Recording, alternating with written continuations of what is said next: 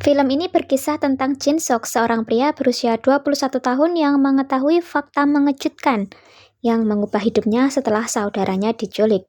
Ia mengetahui bahwa seluruh hidupnya mungkin hanyalah kebohongan. Bisakah ia menerima kenyataan? Kisah ini dimulai dengan Jin Sok yang pindah ke rumah barunya bersama ayah, ibu, dan kakak laki-lakinya. Kakak laki-lakinya, Yusok, adalah orang yang dapat diandalkan dan selalu ia kagumi. Yusok cerdas dan atletis. Ia juga mudah bergaul, membuatnya populer di antara teman-temannya dan dicintai oleh keluarganya.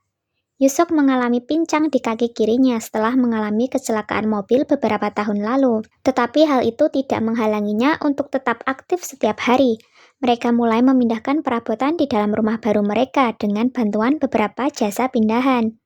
Tahun 1997, awal yang baru di rumah baru mereka. Jinsok mengetahui bahwa ia akan berbagi kamar dengan Yusok untuk sementara waktu, karena pemilik lama masih menggunakan salah satu kamar untuk menyimpan barang. Saat mereka merapikan kamar, ibu mereka memanggil Yusok ke bawah, meninggalkan Jinsok dengan salah satu karyawan jasa pindahan. Si tukang pindahan bertanya kepada Jinsok tentang usia kakak laki-lakinya. Jinsok menertawakannya karena orang-orang sering berpikir bahwa mereka tidak memiliki wajah yang mirip. Yusok datang dan memberitahu si tukang pindahan untuk membantu ibunya di dapur. Sementara mereka berdua terus merapikan kamar baru mereka. Setelah beberapa jam, mereka selesai memindahkan perabotan. Pada malam saat hujan, mereka mengadakan pesta bersama untuk merayakan rumah baru mereka. Ayah mereka mengingatkan mereka untuk tidak membuka kamar terkunci seperti yang diminta oleh pemilik lama. Mereka harus berbagi kamar sampai pemilik lama mengosongkan kamar terkunci itu dalam waktu sekitar 1 bulan, yang dengan senang hati dilakukan oleh Jinsok. Saat mereka menikmati makanan, Jinsok mendengar suara keras dan berat dari kamar terkunci di lantai atas, tetapi yang lain mengatakan kepadanya bahwa itu mungkin suara guntur. Sebelum mereka menyelesaikan pesta, sang ayah mengingatkan Jinsok untuk meminum obat antidepresannya setiap hari. Ini adalah malam pertama mereka di rumah baru. Yusok pergi tidur terlebih dahulu saat Jinsok mendengarkan musik di earphone-nya. Tiba-tiba dia mendengar suara keras lainnya dari kamar. Kali ini dia pergi untuk menyelidikinya. Tepat sebelum dia hendak membuka pintu, Yusok muncul di belakangnya dan bertanya apa yang sedang dia lakukan. Mereka mendengarkan dari luar kamar dengan seksama, tetapi tidak mendengar suara apapun. Jinsok masih bersikeras bahwa dia mendengar sesuatu, jadi Yusok membawanya keluar untuk menghirup udara segar. Saat mereka berdiri bersama di bawah hujan, mereka berbicara sebentar untuk menenangkan pikiran. Jinsok mengucapkan terima kasih kepada Yusok, karena dia selalu ada untuknya. Yusok mengangkat telepon genggamnya untuk menjawab panggilan dari ayah mereka, menyuruhnya melakukan sesuatu. Jadi Yusok kembali lebih dulu, meninggalkan Jinsok sendirian untuk menikmati hujan dengan pemutar musiknya. Setelah beberapa saat, dia memutuskan untuk kembali juga. Tetapi secara tak terduga, ia menyaksikan kakak laki-lakinya diculik oleh sekelompok pria yang memasukkannya ke dalam mobil van dan pergi. Dia bergegas kembali ke rumah untuk memberitahu orang tuanya dan pingsan setelahnya. Saat tidak sadarkan diri, dia terus bermimpi tentang sesuatu yang terasa begitu nyata. Setelah beberapa hari, ia akhirnya sadar kembali. Orang tuanya senang melihatnya baik-baik saja, tetapi Yusok masih hilang. Mereka memberitahu para detektif akan segera datang untuk menanyakan apa yang terjadi malam itu. Jinsok menceritakan kembali apa yang terjadi pada para detektif dan memberi mereka nomor plat mobil van hitam yang digunakan para penculik. Namun para detektif bersikeras bahwa mobil van seperti itu tidak ada. Hal itu membuat Jinsok frustasi, sehingga mereka mengakhiri interogasi. Permainan menunggu pun dimulai. Mereka menunggu penculik menghubungi mereka untuk meminta uang tebusan. Setelah 2 minggu berlalu, tidak ada hal penting yang terjadi. Jinsok mulai mengalami mimpi yang sama berulang-ulang. Pemandangan yang familiar namun terasa begitu nyata. Selain itu, ia juga bermimpi buruk tentang kamar yang terkunci. Pada hari ke-19 sejak penculikan, Yusuf tiba-tiba kembali sendirian. Namun ia tidak ingat apa yang terjadi. Dokter yakin bahwa pengalaman traumatis itu telah menekan ingatannya tentang hari itu. Jin-sok memperhatikan perubahan kecil dalam perilaku Yusok. Ia sering keluar pada malam hari, tetapi sudah kembali pada pagi hari, yang awalnya diabaikan oleh Jin-sok. Suatu hari Jin-sok hendak meminum obat antidepresannya, namun obat itu jatuh di bawah meja dapur. Ketika ia mencoba meminumnya, Yusok datang dan mengajaknya makan bersama, membuatnya melewatkan minum obat hariannya hari itu. Jin-sok bertanya kemana Yusok pergi pada malam hari, tetapi Yusok mengatakan bahwa Jin-sok pasti hanya bermimpi. Setelah menghabiskan makanannya, Yusok keluar untuk melakukan aktivitas sehari-harinya. Saat berjalan menuju pintu, Jin-sok memperhatikan bahwa Yusok pincang dengan kaki kanannya, yang seharusnya adalah kaki kirinya. Yusok tertawa dan pergi begitu saja. Jin-sok kembali ke kamarnya untuk belajar untuk ujian masuk hingga malam. Pada malam hari, seluruh keluarga makan malam bersama. Lalu Jin-sok kembali belajar hingga tertidur di meja. Yusok tiba-tiba bangun dan memainkan pena mekanik di depan wajah Jin-sok. Lalu dia pergi keluar. Awalnya Jin-sok pura-pura tidur, tetapi kemudian memutuskan untuk mengikuti Yusok. Saat Yusok memasuki taksi, Jin-sok segera memanggil taksi lain untuk mengikutinya. Mereka turun di area pasar terdekat. Jin-sok melihat Yusok bertemu dengan dua penjahat, yang ternyata adalah orang yang sama dengan detektif yang menginterogasinya pada beberapa minggu lalu. Saat Jin-sok mengikuti Yusok lebih jauh, dia dihentikan oleh kedua penjahat itu. Mereka mengejarnya, membuat Jin-sok tidak punya pilihan selain lari. Saat Jin-sok merasa dia sudah aman, saudaranya muncul entah dari mana dan membiusnya.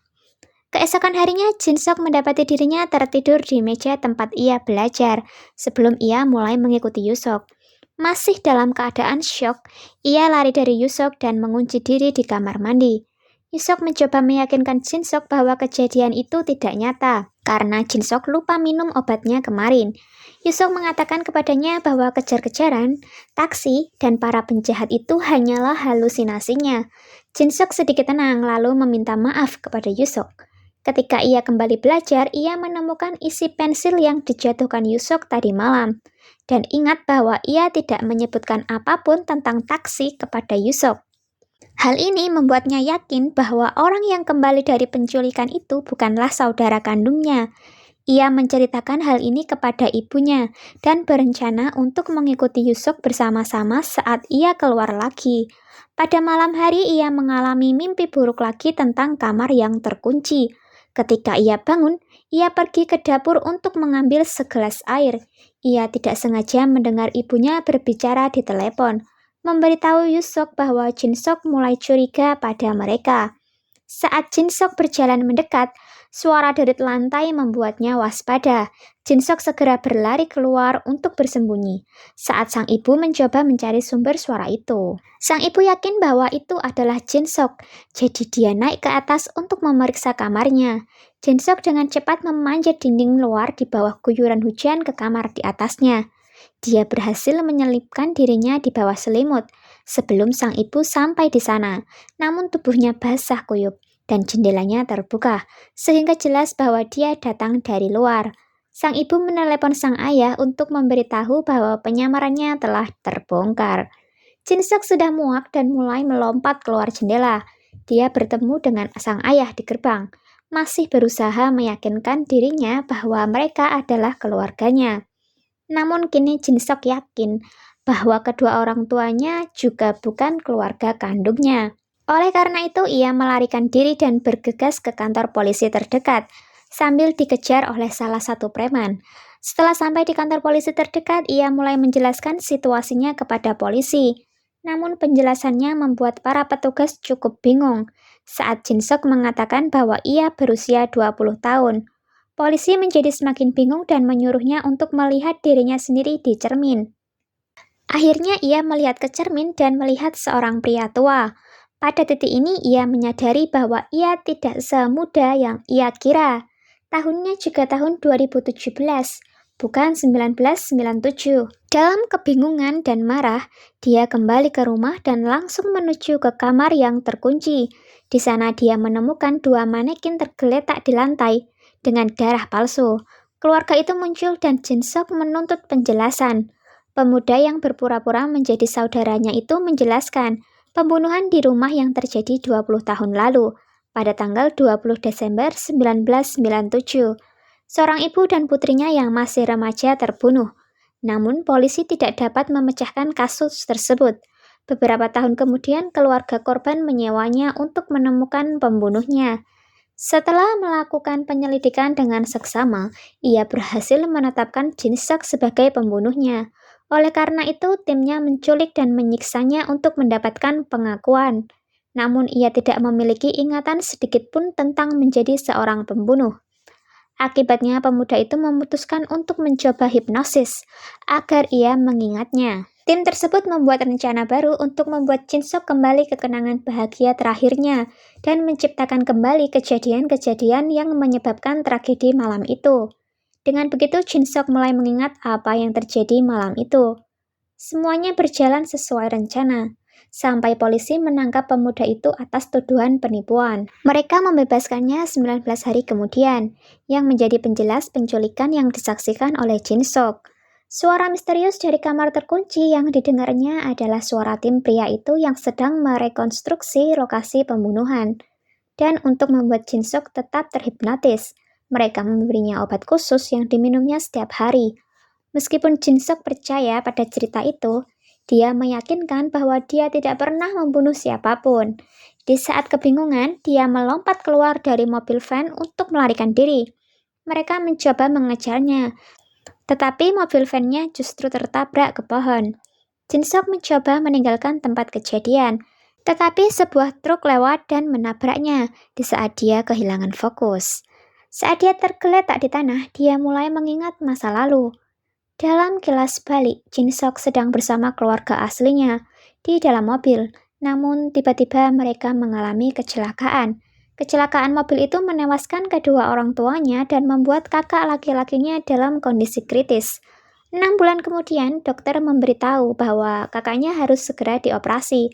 Saat itu, ekonomi negara sedang buruk. Menjadi hanya orang yang lulusan SMA tidak dapat membantunya mendapatkan pekerjaan.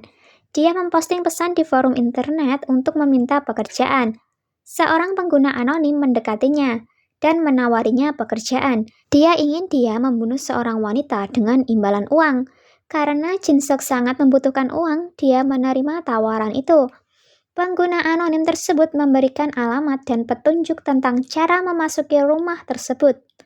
Jin Sok diperintahkan untuk membunuh wanita tersebut dan membiarkan kedua anaknya tidak terluka. Di dalam rumah, Jin Sok mulai berpikir 2 kali dan hendak pergi. Namun wanita tersebut mendekatinya. Ketika melihat Jin Sok memegang pisau, wanita tersebut berteriak. Jin Sok menyuruhnya untuk tidak berteriak, dan wanita tersebut menurutinya. Namun putrinya berjalan menuruni tangga dan melihatnya. Dia panik dan berlari ke atas untuk bersembunyi. Jin Sok mengejarnya dan tidak sengaja menusuknya. Melihat putrinya yang terluka, sang ibu berteriak membuat Jin Sok panik dan menusuknya. Tepat sebelum Jin Sok meninggalkan rumah, seorang anak laki-laki muncul. Jin Sok menyuruhnya tidur dan menghitung sampai 110. Lalu menunggu ibunya. Anak laki-laki itu menuruti perintah Jin Sok. Saat Jin Sok berjalan keluar, dia melihat potret keluarga dan menyadari bahwa rumah itu milik dokter kakaknya. Jin Sok bertemu dengan pengguna anonim itu. Seperti yang diduganya, itu adalah dokter kakaknya. Dokter menjelaskan bahwa ia membutuhkan uang asuransi jiwa istrinya, agar anak-anak mereka tidak hidup di jalanan karena krisis ekonomi. Dokter marah ketika mengetahui bahwa Jin Sok juga membunuh putrinya. Ia mencoba melempar Jin Sok dari atap, tetapi ia terpeleset dan jatuh hingga tewas saat berkelahi. Kilas balik berakhir, dan Jin Sok sadar kembali di rumah sakit. Pemuda yang berpura-pura menjadi kakak laki-lakinya menunggunya di sana. Ia hendak menyuntikkan racun ke dalam infus Jin Sok, namun terhenti saat Jin Sok akhirnya mengakui pembunuhan itu. Dia mengingat setiap detailnya sekarang dan mengatakan yang sebenarnya. Saat Jin Sok menceritakan kisahnya, pemuda itu mengungkapkan kepadanya bahwa dialah anak laki-laki kecil pada malam itu. Dia sangat menderita saat tumbuh di panti asuhan dan tidak dapat menikmati uang asuransi karena kerabatnya mengambilnya semua. Pemuda itu bertanya kepada Jin Sok, siapa yang menyuruhnya membunuh ibunya? Yusok mencurigai ayahnya sendiri karena dia mendaftarkan banyak asuransi tepat sebelum kematian ibunya. Tapi Jin Sok berbohong kepadanya, mengatakan kepadanya bahwa itu adalah perbuatan Jin Sok sendiri. Yusok dapat membaca kebohongan dari mata Jin Sok dan pergi dengan kebenaran pahit yang sudah ia duga selama ini. Pada akhirnya mereka berdua tidak dapat menerima kebenaran itu. Yusok meninggalkan ruangan untuk melompat keluar dari jendela, sementara Jin Sok menyuntikkan racun ke tubuhnya sendiri. Thanks for watching. Don't forget to subscribe. Tell me why you have to seem so distant when I'm holding you. Your fingertips are drifting away.